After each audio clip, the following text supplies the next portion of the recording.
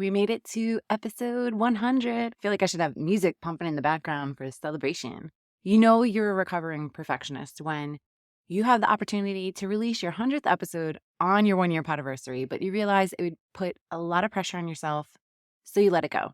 It was a little hard to do. I'm not going to lie. I tried to sit down and really strategize how I could swing squeezing them all in. But then I realized that in the grand scheme of life, it really doesn't matter. Is anyone other than myself really going to care that I was able to align both of those dates?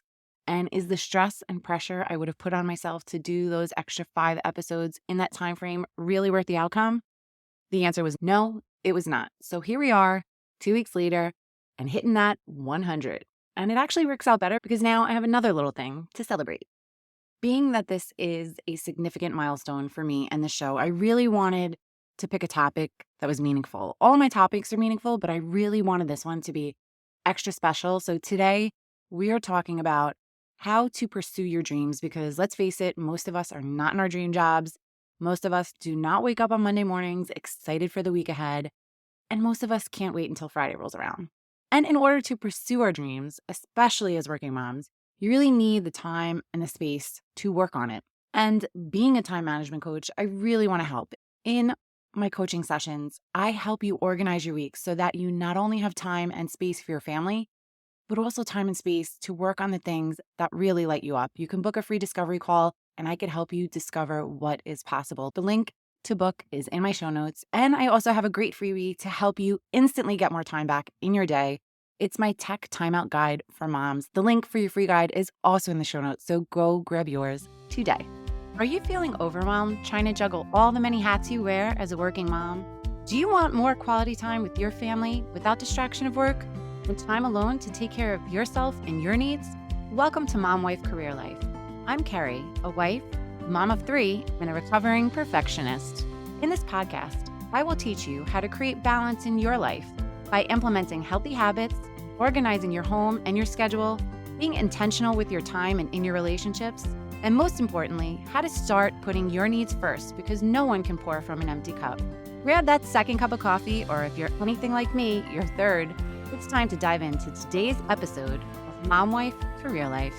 If you told me this time last year that I would have been able to record and release 100 episodes in 1 year while working full time and still keeping up with all my non-negotiables, I would have said, it's nice to dream, but that will never happen. But here we are. I've been putting a lot of thought into what topic I wanted to cover on this milestone. And when it really came down to it, I wanted to talk to you about following your dreams.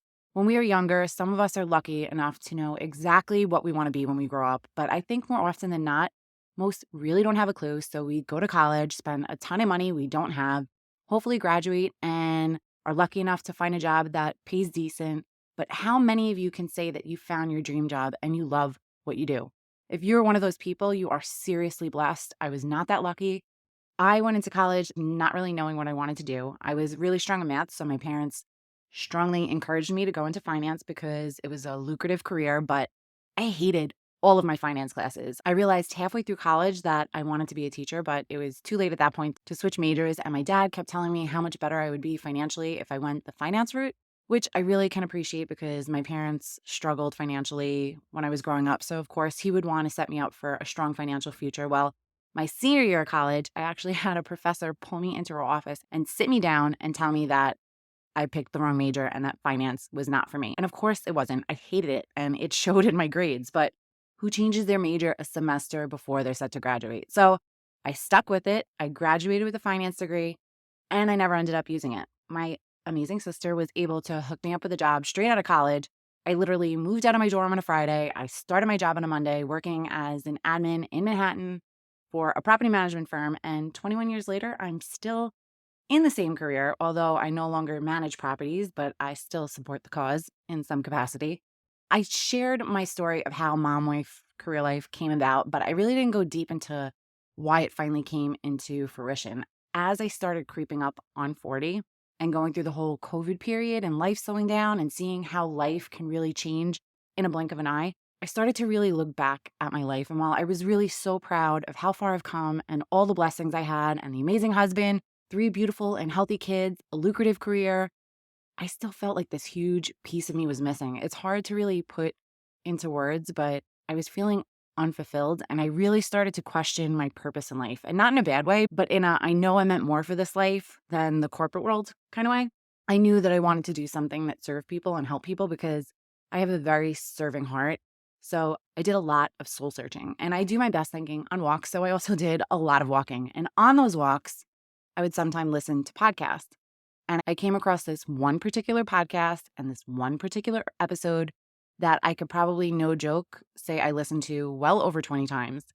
It's by Greg McKeown, which at the time was called What's Essential, based off his book that every person should read, Essentialism. I actually gift that book to people because it really has made such a difference in my life, especially in the corporate world, which I'll link it in the show notes. But ironically, it was also Greg's 100th episode, and it changed the trajectory of my life. It's that one little baby step that led to a huge leap of faith. The episode title is What's Essential? What Happens Next Matters Most. It's also, ironically, the same topic I'm talking about today, totally unplanned. I actually drafted the outline of this episode before drafting the intro. But in this episode, he talks about it never being too late to pursue your dream. And I strongly encourage you to listen to it right after this one. I literally listened to that episode on repeat every walk I took, day after day, until I truly believed every word he said, that it wasn't too late for me to start something different. So here I am today, 1 year into doing something different as proof that it's not too late. And we're going to dive into how you can do it too. So number one, first, you need to do some soul searching to find what your purpose is. Pursuing your dreams later in life isn't just about achieving a specific goal. It's about the joy of rediscovering yourself. It's about reconnecting with the parts of your life that may have been set aside for the sake of responsibilities, the part of you that we kind of give up on when we become moms or get way too comfortable in a job. It's about reigniting passions and finding joy in that process and in that journey. You need to take the time to really reflect on what truly makes you happy. When's the last time you really thought about that? So break out that journal and start writing. Just think about what activities make you lose track of time. What have you always wanted to do but never got around to? What are you really good at? What are some things that maybe people come to you for help with? These questions can really help you uncover the dreams that maybe you've forgotten or overlooked. Number two, get over the idea of the right time. We often think there's a perfect moment to start something new, and if we miss it, that's it, game over. This belief can be so incredibly paralyzing. How many times have you thought, if only I had started this 10 years ago, or I'm too old to be doing this now, or you see someone else doing it and they're so much younger and you just feel like there's no way you could be successful at it. But here's the thing. Life doesn't operate on a fixed schedule. Think back to all the significant events in your life. Did they happen exactly when you planned? Probably not. Maybe you got married later than you expected, or perhaps your career took a different path than you initially imagined. And yet, here you are, thriving and managing so many responsibilities and with grace. The same flexibility applies to your dream. There's no expiration date on when you can start something new, except if maybe your dream was to become a professional athlete, then sorry, that ship may have passed, but maybe you can modify those dreams and coach kids who may become professional athletes and live vicariously through them. But my point is, it's never too late. Number three, embrace change. As working moms, we're really no stranger to change. You may have never really thought about it, but we really do adapt to change constantly. Whether it's adjusting to a new role at work, handling the latest parenting challenges as your kids grow older, or managing the household, change is a part of your daily lives. And although it can be scary at times, we kind of handle it like pros as moms. So why is it that when it comes to our dreams, we suddenly feel like change is impossible?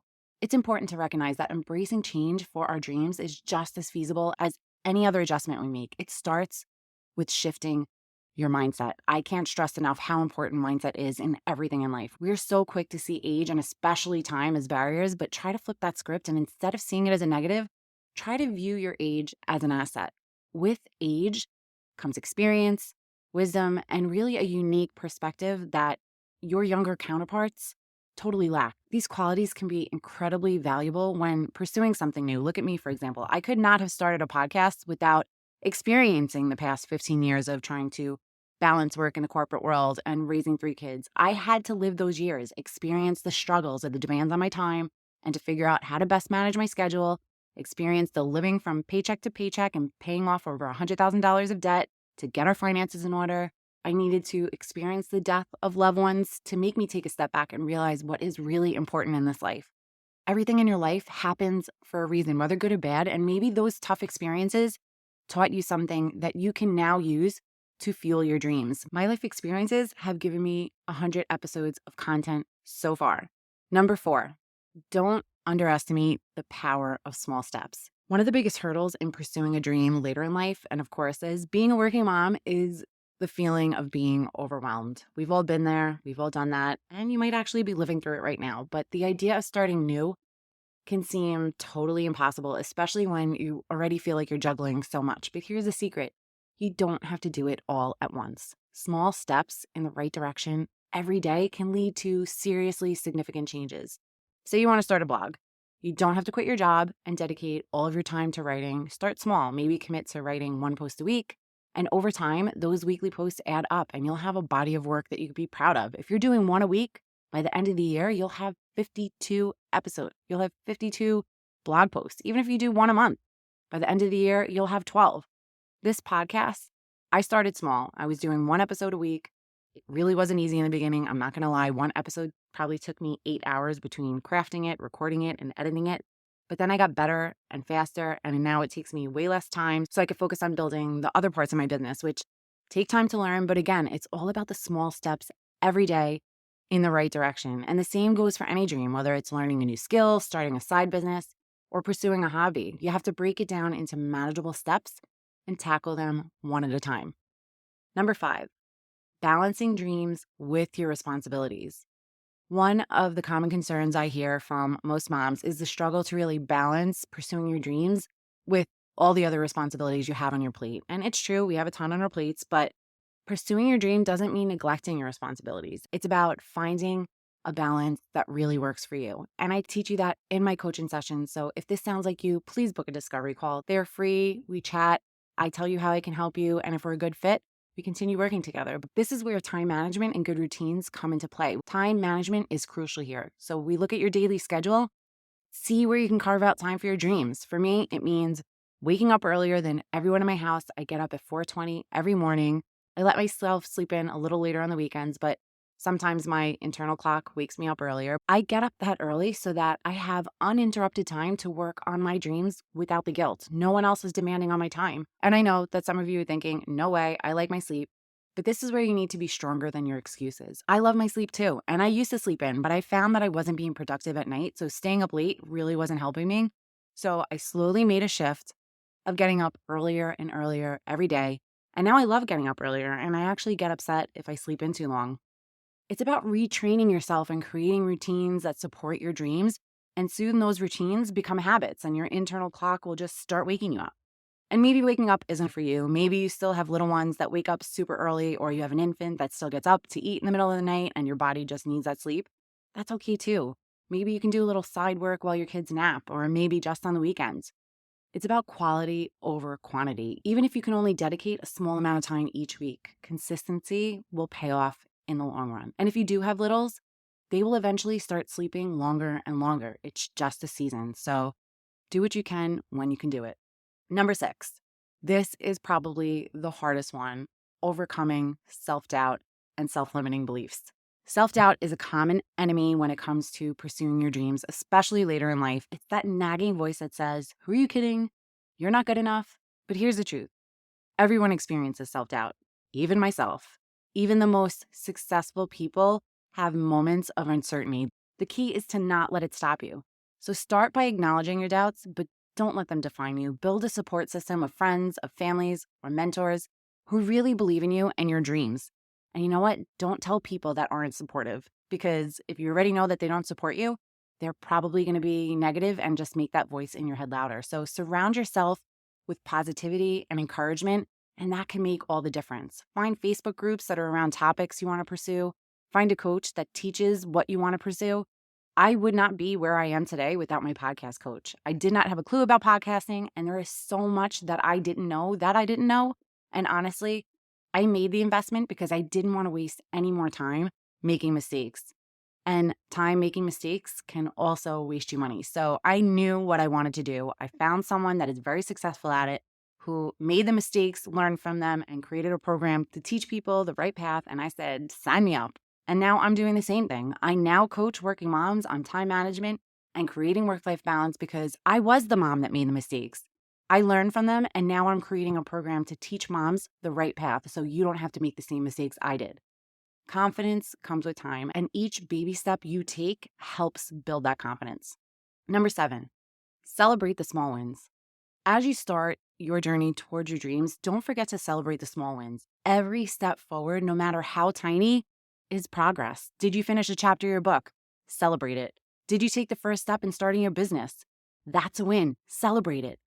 Did you book a call with the coach? Whatever it is, it's that step forward in the right direction. Recognizing and celebrating these small achievements can really keep you motivated and remind you that you're moving in the right direction. Number 8, this is a hard one for all of us. Be patient. Understand that success, it's not going to happen tomorrow. Your dreams may require you to go back to school, to learn a new skill, to invest money that you don't have right now. It all takes time. And since it's not something you will probably be able to do full time right away, unless you were able to just up and quit your job, which if you are, God bless you. But that isn't the reality for most of us. So you're going to need to work around all the other things in your life. So be patient and just keep doing those little baby steps. Be in it for the long game. Number 9, give yourself grace. Practice self-compassion. Treat yourself with the same kindness and understanding you would give your friend. You are going to make mistakes. I'm telling you this right now. Everything is hard at first. And if you're anything like me, you just want to get it done tomorrow and see progress right away and be successful.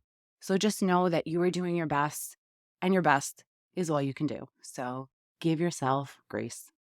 And lastly, number 10, be inspired. Find what inspires you to keep going. For me, it's my vision board with like-minded mama entrepreneurs like Joanna Gaines, Mel Robbins, Jenna Kutcher, Mina Starsick. They are all unapologetically themselves, doing their entrepreneurial thing while keeping their family and their values front and center. Exactly what I am inspired to do. So I swear by podcast. Find one in a topic that you want to pursue, or every opportunity you have, fill your ears with that knowledge, just like you're doing right now. You want to be better at time management and work-life balance? You're listening to me. My current goal is building and launching a course this year, and that is exactly what is in my earbuds all the time about how to build a course, what's the strategy, how to pick the content, how to build the email list. So find what works for you. I really hope this episode is inspiring you, and I really wanted to end with sharing some real-life examples of women who you may have heard of that pursued their dreams later in life. There's Vera Wang, fashion designer. She didn't start designing dresses until she was 40. Before that, she was a figure skater and a journalist, but imagine if she told herself that she couldn't start a career because she was too old. Then there's Julia Child. Julia Child didn't learn to cook until she was in her late 30s, and she didn't publish her first cookbook until she was almost 50. Laura Ingalls Wilder, she's the author of the beloved Little House on the Prairie series. She didn't start writing until her 40s. And Toni Morrison, she's a Nobel Prize winning author. She published her first novel, The Bluest Eye, at 39. So I hope you walk away from today's episode really believing that it's never too late to pursue what you're passionate about. What matters is your willingness to take that first step. Your dreams are worth pursuing, no matter what your age or stage is in life. You have the power to redefine what's possible for yourself. Embrace your passion, take that first step, and believe in your ability to achieve greatness. Remember, you are not too old, and it is not too late. Your journey is just beginning, and I really can't wait to see where it takes you. So please head on over to our free Facebook community, Work-Life Balance for Working Moms, and tell me what you're passionate about. And I want to encourage you to live your dreams. Sending you so much love and light until next time on Mom Wife Career Life with Carrie Pat. Before you go, if you found this podcast helpful, I would be so grateful if you would take a minute, go on over to iTunes, and leave me a review. If you have other stressed out mamas in your life that you feel this podcast could help, take a screenshot of this episode, post it in your Instagram stories, and tag me, and let them know that they are not alone and they can create balance in their life too. If there's a topic you'd like me to cover, or you just want to connect, DM me on Instagram at mom.wife.career.life, or come on over and hang out with us in our Facebook community. Sending you so much love and light until next time on Mom Wife Career Life with Carrie Pat.